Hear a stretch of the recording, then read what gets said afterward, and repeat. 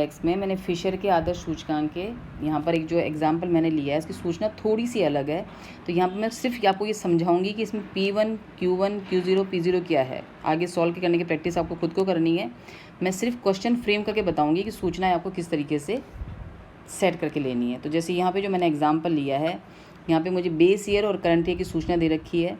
हमें 4 सूचनाएँ चाहिए होती हैं, current year price, current year quantity, base year price और बेस ईयर क्वांटिटी। पर कभी कभी क्वेश्चन में हमें प्राइस और क्वांटिटी की जगह कुछ और सूचना एक्स्ट्रा दे देता है। जैसे यहाँ पे बेस ईयर में लिखा हुआ है प्राइस यानी P0 गिवन है, लेकिन लिखा है टोटल एक्सपेंडिचर। यहाँ पे क्वांटिटी गिवन नहीं है, हमें टोटल एक्सपेंडिचर गिवन है। सेम ऐसे करंट ईयर में हमें टोटल वैल्यू दे रखी है, प्राइस की सूचना नहीं है और हमें क्वांटिटी दे रखी है। यानी Q1 तो गिवन है, लेकिन यहाँ पे P1 हमें गिवन नहीं है।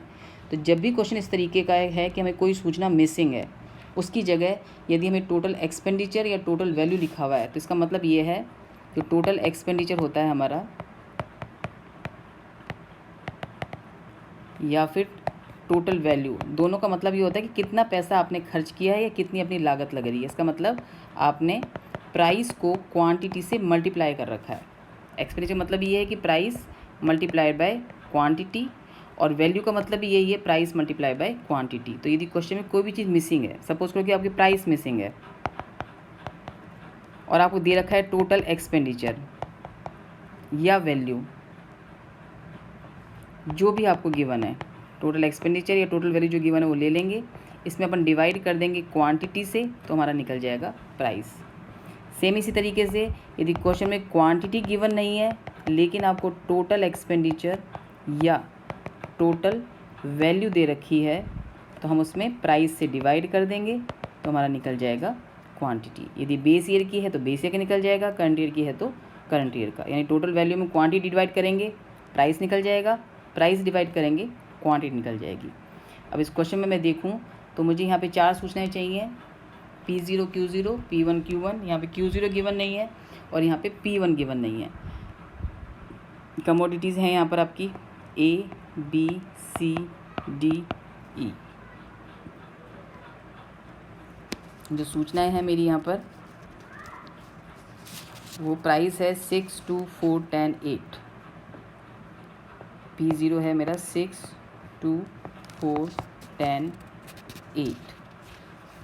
अब यहाँ पर आपको जो नेक्स्ट सूचना है वो है मेरी टोटल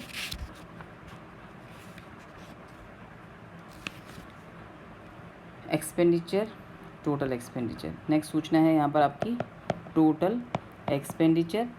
उसके बाद यहाँ पर नेक्स्ट सूचना है इधर टोटल वैल्यू, ये आपकी बेस ईयर की है सूचनाएं और ये आपकी करंट ईयर की है।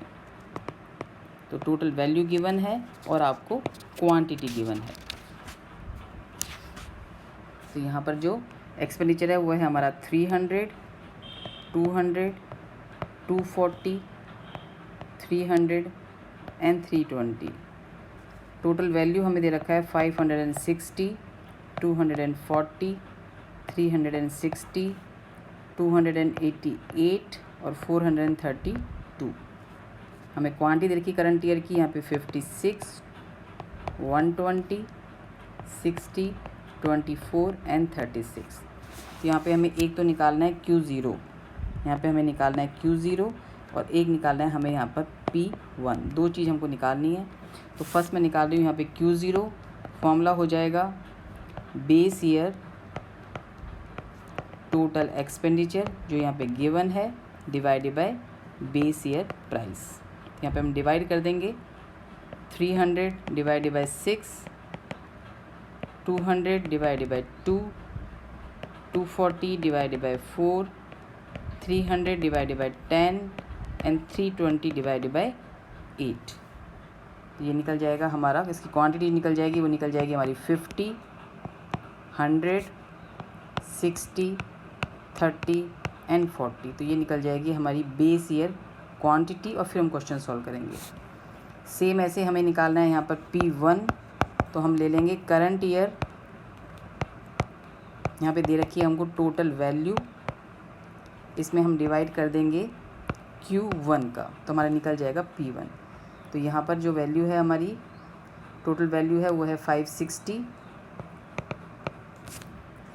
डिवाइडेड बाय 56, यानी ये निकल जाएगी हमारी 10। 240 डिवाइडेड बाय 120, ये निकल जाएगी हमारी 2। 360 डिवाइडेड बाय 60, ये निकल जाएगी हमारी 6। 288 डिवाइडेड बाय 24,